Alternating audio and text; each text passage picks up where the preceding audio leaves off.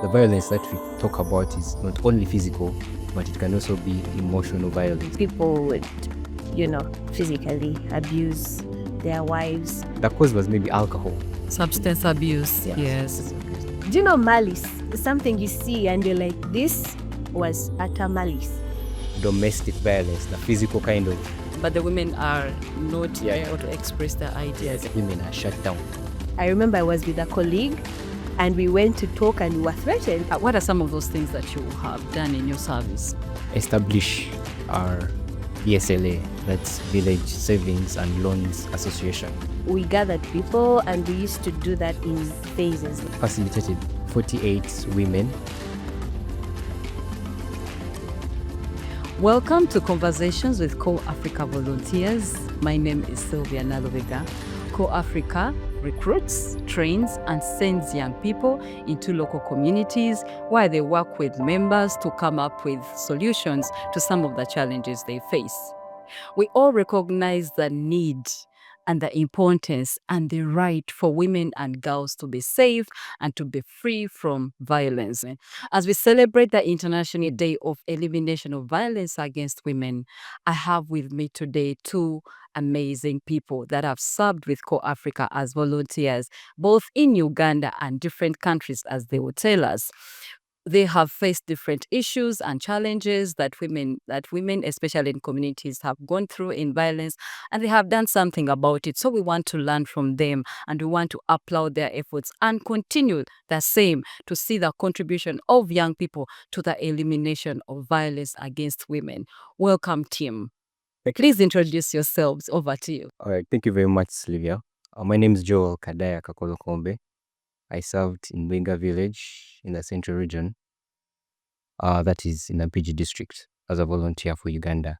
Then I extended my service to Ghana, where I served in Awudome Avenue. That is... Please say that again. Awudome Avenue. Okay. Which language is that? That is Ewe language. Okay. In the Which region is that? Volta region. Oh, in Horde district. say that again. I also help myself. Awudome Avenue. Awudome. Awudome. Yeah. Avenue. Okay, that sounds like French. Anyway, welcome back from Ghana. Thank you very much. Yes, we are looking forward to hearing some of your experiences. Yes, over to you, dear. Thank you, Sylvia, for having me. My name is Musime Justin, and I served as a volunteer in Chigarama. It's in Kabale district in the western region. And then later I served in Senegal. Senegal. Yes, Senegal, the land of Wolof, and I don't know. So say hello to us in that language. Yeah, you're also going to say hello in Ghana. Nangendef, which is how are you all? So yes. Okay, so greet me and then tell me what to say. Since you're alone, I'll say Nangadef. Nangadef. Nangadef. Yeah. Then what do I reply? Mangifi. Yeah. Please greet me. Nangada. Mangifi. Please greet me. Ago. Go. You respond Ame. Ago. Ame. That's cool. I can see. Hey guys, your mouth lingo now. Okay. Yeah. So welcome back. No, we are talking about elimination of violence against women. So in the communities where you served, we want to hear from Boiga Island and the other region in Ghana. That one. What are some of these issues that you faced that women that you came across that women face? Would love to hear examples and anything that we can learn from. Okay. So serving with CorpsAfrica and working closely with community members in those two villages, I came to appreciate that the violence that we talk about is not only physical, but it can also be emotional violence. Mm-hmm. So, the notable challenges that I discovered or that I encountered with community members, there was one that was across both in Uganda and Ghana. Mm-hmm. That was denying women the chance to be parts of development decisions in the community. That was evident when I held meetings. We'd call community members to come and discuss some few things, and women are shut down. They come in the meeting? Yes, all of them, or we work with all community members. So as they gather, then we start to discuss. During my A good scenario was during my community mapping exercise. Of course, I put women and men and youth in focused groups so that they can easily express themselves. After that, they came together. So in the process, the men suppressed the women's ideas. Okay, so Yeah. how was that playing out? Of course, and I think also the women in these communities have taken it to be like that. It's Yeah, normal. they will just keep quite a few who have been able to be exposed. They'll be like, no, we want to say something. Those who have awareness of women's Their right, yes. of their rights, they would stand out. But still, the men try to suppress. They want to, especially when an NGO comes, they think of Yeah. money and all those things. So maybe they would want to take the big share, which is not the case, and that's not how CorpsAfrica would work. Yeah. So like you saw that during your community in both meetings, you have both the women and the youth, and then but the women are not able to express their ideas. And then female. I'll just see the female gender. Even when we went to the youth, it was the same thing. So I think so the male youth could speak, but then the female youth are a bit okay. Those are not. Then the other, I think the one I experienced was in Buiga, domestic violence, the physical kind of touch. Yeah, because and the cause was maybe alcohol. The men would take too much alcohol, and poverty as well would contribute to such behaviors. But mainly was alcohol. Alcohol. So those were some Substance abuse. Yes. substance abuse, beating women, and a lady would ask, there is no cooking with salt, that's a cook or something, and then all of a sudden the man would slap. But in my position, being as a volunteer, and our role as volunteers is to listen, catalyze, and facilitate. So me going into such a such to take sides was a bit complicated, I remember. But I had to reach out to authorities, the LC, who gladly sorted them out. Yes, because they also Because recognize I have that to protect my standard community, not to take sides. That's where emotional intelligence had to play in, and how to navigate. that feels a bit challenging, the help of the LC. Absolutely, because you know that violence, safety is both a social, cultural, and policy issue. Actually, Justin, you can share with us your experiences both in Kigarama and Wolo, Senegal. Yeah, in Senegal, where was I? Mem, Mem, a community called Mem. Yeah. Where is that? In the region of Fatik. Northern, western. I think it's the central region. Yeah. My experiences are a bit similar to Joel's. He talked about violence, domestic violence in Buiga, right? Where people would, physically abuse their wives. For me, it was in Kabali, Chigarama.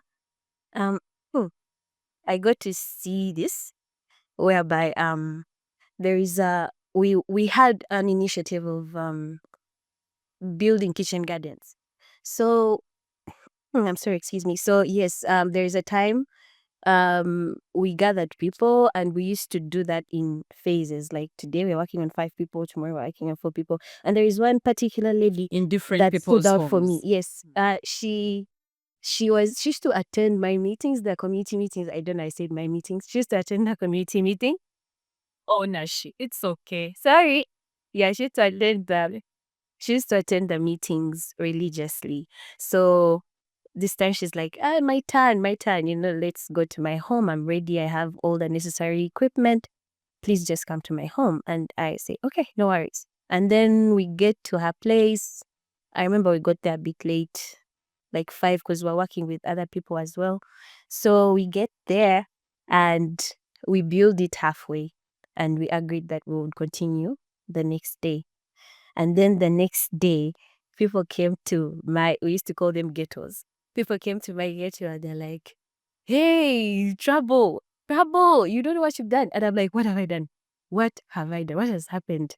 And they're like, I don't think I'm allowed to mention names, but for the sake of this, I'm going to use a different name. Let me say Sharon. So he was like, oh, Sharon was almost killed by her husband. And I'm like, what? What are you talking about? Is this a joke? It's like, yeah, he couldn't get to her, so he destroyed the garden, what we had already like constructed. Yes. So I was like, and I froze in that moment because these people look at you like you have all the answers. The answers, yes. You are a teacher, they call you a teacher, a agriculturalist, they call you nurse, what? And I'm looking at them and I'm like, what the hell am I going to do? So they tell me, come and help, come and help. You know, she's not well. I'm like, Jesus Christ. I was panicking. So I'm like, okay, let me go. Maybe the damage is not so big. We can always rebuild.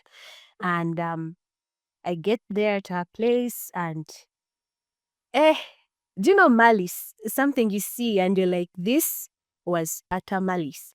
He had cut everything, destroyed everything. And So was it areas of garden, of her development? now that's the thing. Uh-huh. And this lady, she told me when we were talking, I'm like, what exactly happened? She's like, the thing is, he comes in the night and he asks for emboga. We call it emboga in my language. Cabbage. Like, no. Emboga is sauce in my language. Sauce that has those vegetables inside. So she said, I thought this would actually be a good thing. And the reason he did that was that he found it disrespectful that she built the garden there in that particular place. So I'm like, did you ask him where to do the garden or something? Because he's like, I did ask. I asked him and he said, do it wherever you want. And this is where I chose. And then this is what he did. So honestly, I won't lie. I did not know what to do because that was the very first time I was seeing something like that. And to have everybody look at you for answers was very overwhelming. But I remember the community took it upon themselves because they say that that was not the first time he had done that. And they were worried that if it happened again, this lady would lose her life. So they threatened him. They came out with pangas. They're like, we shall end your life today if you don't build that thing again, because this is not material you contributed to, because CorpsAfrica had contributed to some of the material. It's like, did you contribute to this? You didn't. Yet you had the guts to do that. So we are going to either kill you or take you to the police. Choose your battle, but you have to. So I see the community members coming in to defend her. They did.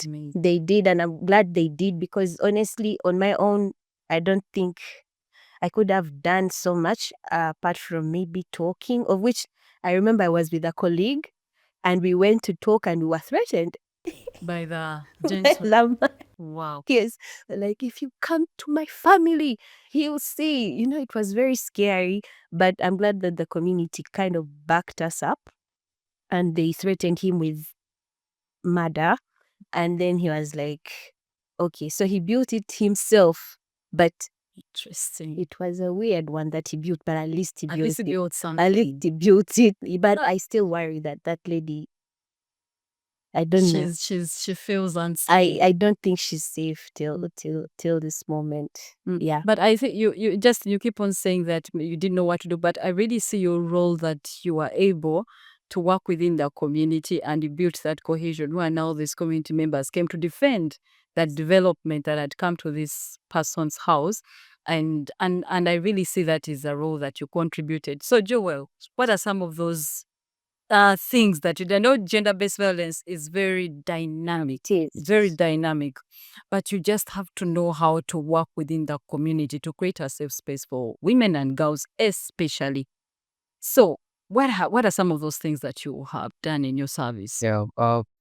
As you mentioned, domestic gender violence is a tight, tough kind of way to go about as a youth, unmarried person. What are you going to tell these people who have been married for 20 years and then they have a misunderstanding? And you're here to come and say, guys. Because, but during my service, I facilitated 48 women in Aundombe, that's Ghana, to establish our VSLA, that's Village Savings and Loans Association, to help them boost their finance. Yeah, because you mentioned a bit that poverty was poverty a leading contributes tool. a lot to the dependency of the husband or something of that sort may also cause to the person may transfer his stress to the lady also, or the other way.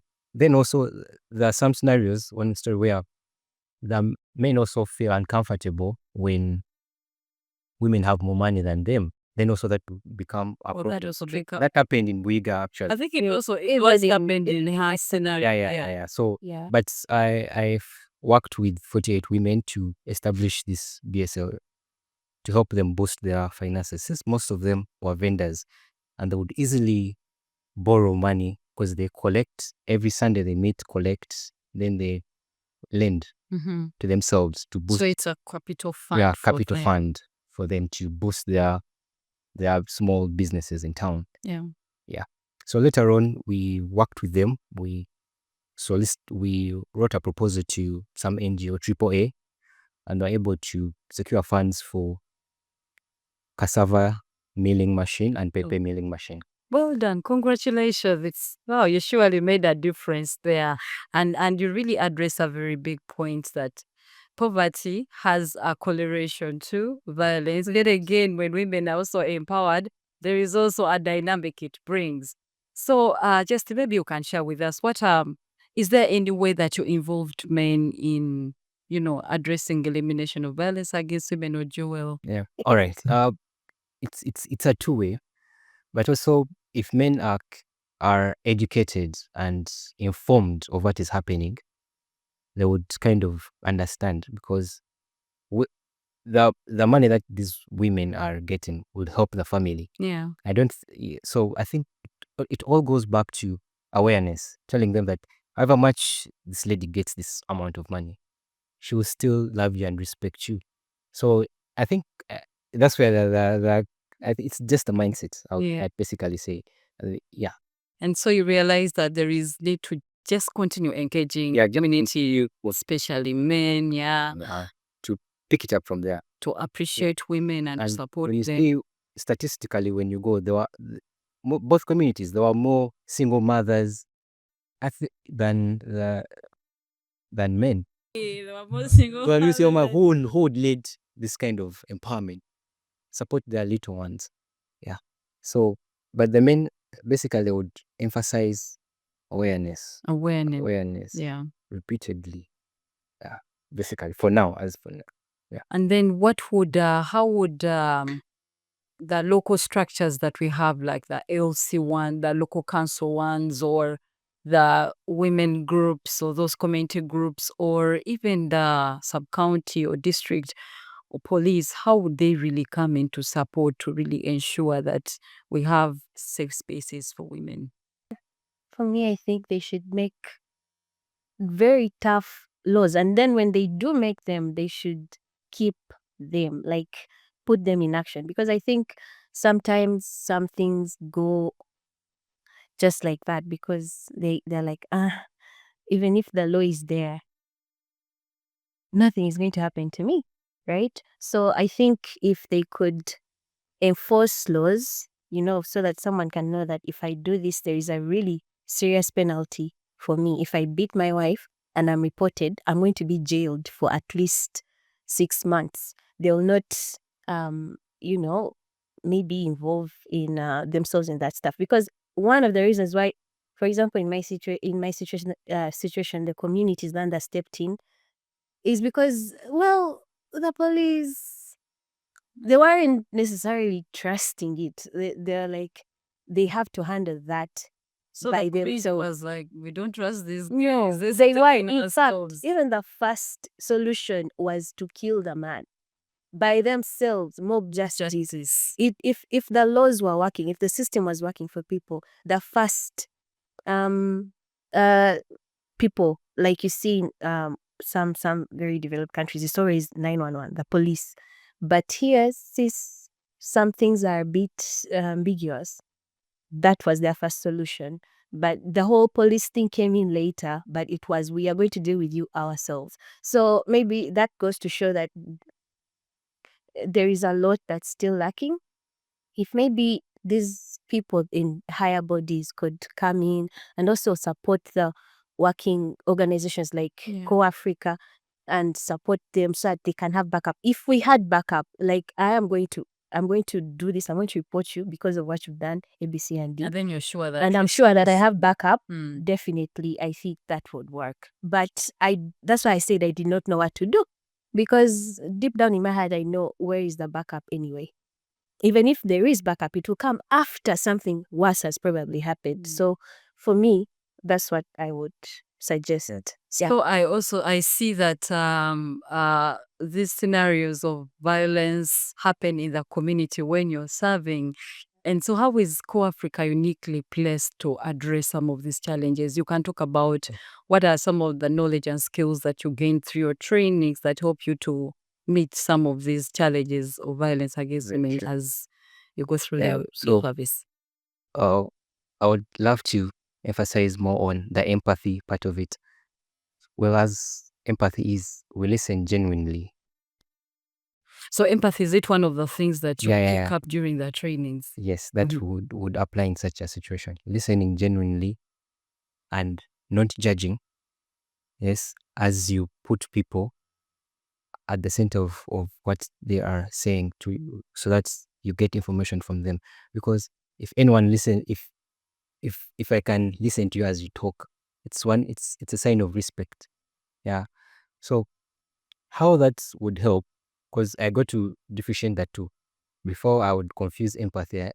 Sympathy, But empathy has more of genuine listening, non judging, and you try to give this person you try to bring some kind of awareness into the person in regards to that area. Because you are a volunteer and you're a foreigner in this country, you don't know whom you are talking to. What if you meet the LC one who is on the side of the person abusing the lady? Or what if your LC abuses the wife? There's a local leader who is abusing the wife. Who's involved in that? That's a tricky one. Yeah, it's also a tricky one. Also, emotional intelligence, as you work with these people, helps a lot to navigate such of these things, because safety first. Yeah. You as a volunteer, your safety is key. And then you also learn as a male, a female, especially a male, that you learn when you watch these experiences that you also have a responsibility to protect the women in your life, to protect the girls and ensure a safe environment. Just, do you have anything to add on that? I feel like it has exposure and I'm looking for the right word. Like it has connections that it can easily make to maybe reach out. Oh, those with, interconnections. Yes, those connections. Yes. And make kind of sort of partnerships. So you can connect with the police. But there are even other community members you can help, who can talk to these people, so that you are not, you just facilitate them and you are behind as they kind of. Yes. So for me, that would be my opinion. Okay. It has more that interconnectedness. Yeah. So I hear you. The things that you really talked about, I hear empowering women, such that they have that economic resilience, they're able to support themselves. And some of the things you've done, Joel, is doing VSLAs and, helping women set up gardens. That's amazing. I also see Justin here talking about community cohesion as a way of creating a safety net and eliminating violence against women, that even when the police could be far, like in some of our rural communities, really some of those bodies are very far from us. There are community members that are responsible, that can come to the rescue of this woman in case there is anything that has been done against her. So thank you so much, team. You have done amazing. And I hope that you continue the work, continue influencing and ensuring that we have a safe environment for women and girls, especially. Of course, the men are there, but today is our day as we celebrate that International Day of elimination of violence against women. Until next time, this is Conversations with CorpsAfrica Volunteers. Thank you very much.